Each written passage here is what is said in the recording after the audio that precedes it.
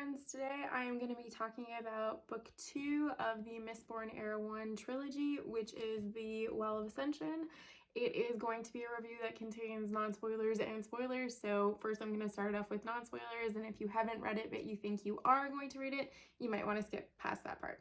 Let's jump in. This is the best book 2 I've pretty much ever read. I was really skeptical after the first book because I thought that it really was a good book, and typically with other trilogies that I've read or other series that I've read, book 2 it's like that second album, right? It's really hard to find that fine line of it possibly being better and or equal to the first book. Guys, this is the best second book that I think I have ever read. The pacing I loved. I know that there's a lot of people that are not super thrilled with the pacing of this book and they feel that it's quite slow compared to the first. I could not disagree more. There are so many great aspects to this book. The politics, the character development, the stories movement, it's all just absolutely brilliant. So before I jump into some spoilers, just a little recap of everything that's happened. If you have not read book 1, this will contain a little bit of a spoiler, but one of our major characters from book 1 has died, and we are now in the wake of what that looks like. The world is different, but things are not falling into place that we thought in the way that we thought that they might. There is a lot of political strife. There are different groups that are rising up. Nothing is stable in the way that our main characters would have hoped. We have a bit more fleshed out of a Vin in this book. She is still sort of irritating if you found her irritating in the first book.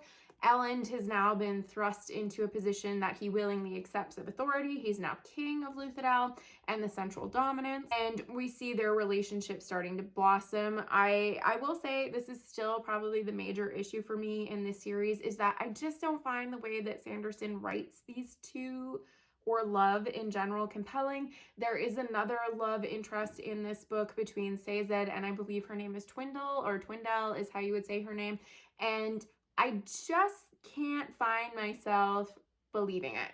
It's not to say that I disliked any of these characters, because I definitely didn't. I liked all of them. It just didn't draw me in the way that I hoped. I feel like this is where the book and all of the books, I think, really lean more into that YA category necessarily than high fantasy or epic fantasy. It doesn't necessarily detract all that much from the story overall. It's just woven into the story. We see in this book that there are several kings that have popped up in the final empire, and they are slowly encroaching on the central dominance. The fallout from the death of the Lord Ruler and the death of Kelsier, there's a lot going on in this story. So we're going to jump into spoilers now, but all in all, if you're thinking that this is going to be a bad second book, it's not. It's so good. I cannot wait for you to read it. I hope you love it as much as I loved it, because honestly, it's just so good. We are going to jump into spoilers now in 3, 2, 1.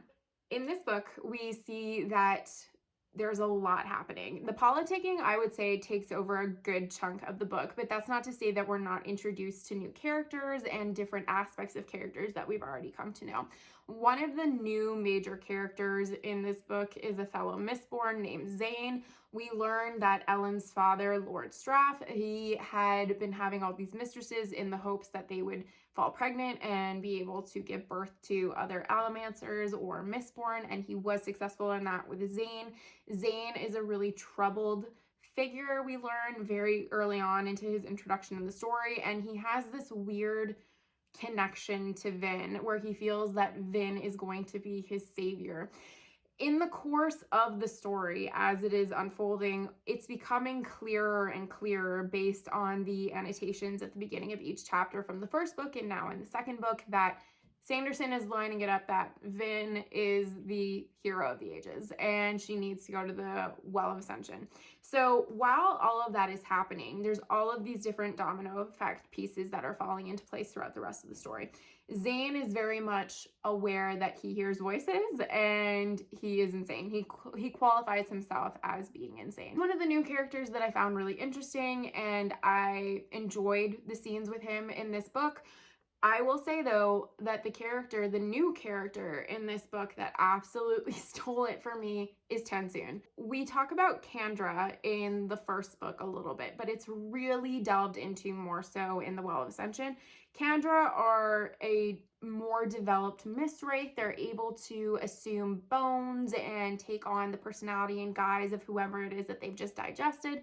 And we learn in this book that her original Kandra, Orsur, who had been contracted, the contract is a big deal, by Kelsier in the first book. The contract was passed on to Vin. Vin is not thrilled with that situation, and we come to realize it's because of the fact that Orsur ended up digesting Kelsier at the end of the first book. She just can't really move past this all that much.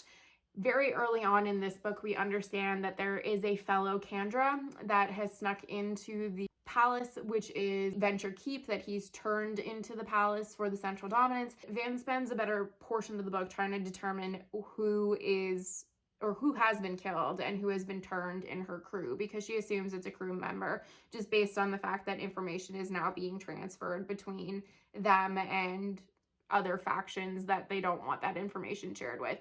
It comes out later in the story that Orsur was killed very early on by Tensoon.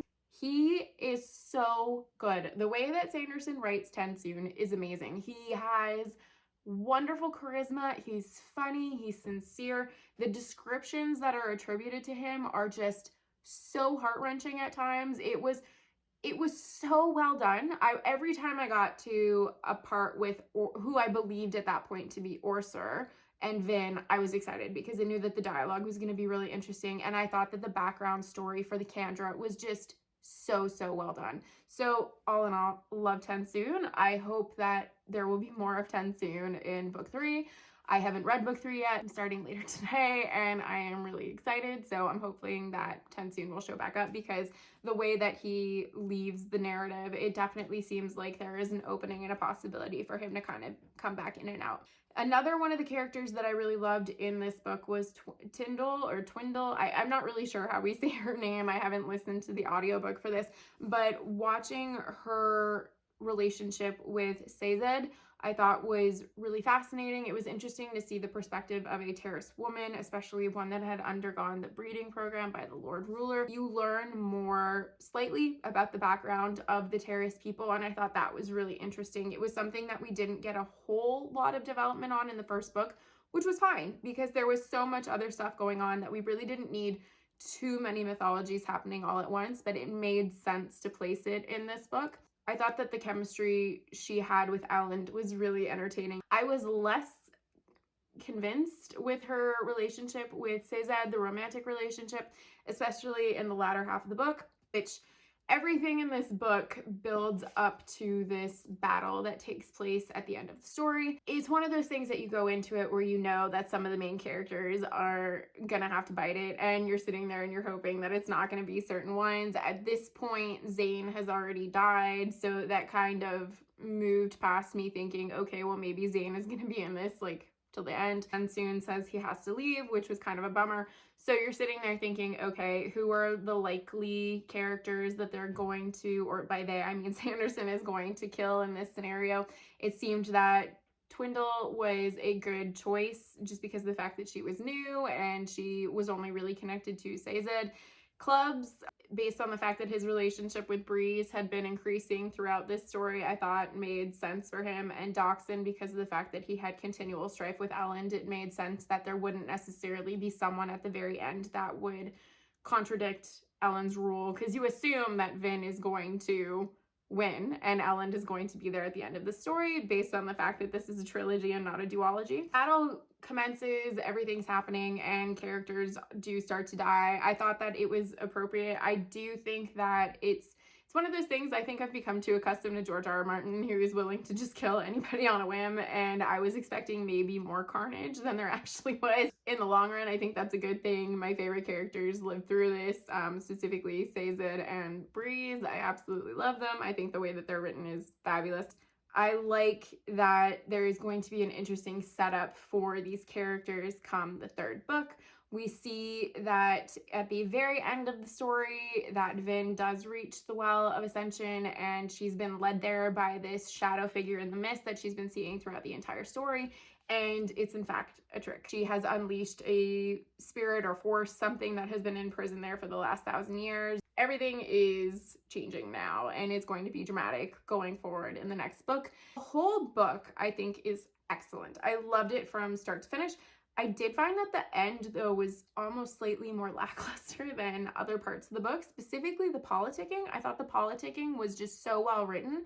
The different characters that they introduced, I thought Penrod and Set Lord Straff were all really interesting, and the way that they were handling them encroaching the city. There were also these figures called the Koloss that I thought were a different approach to stuff, that it just, all in all, it was really, really well done. I commend Sanderson. So when we finally get to the Well of Ascension at the end, it almost feels like a secondary storyline to everything else that's taken place in this book. But that's not necessarily a bad thing. It's definitely setting it up for the third and final part of the story. And all in all, I would give this book a 5 out of 5. It was just so good. I finished it in 2.5 to 3 days. Have you read this book? Did you love this book? I want to hear about it. Is it something that you felt it wasn't a quality second book, or did you think, like me, that it is probably a phenomenal second book?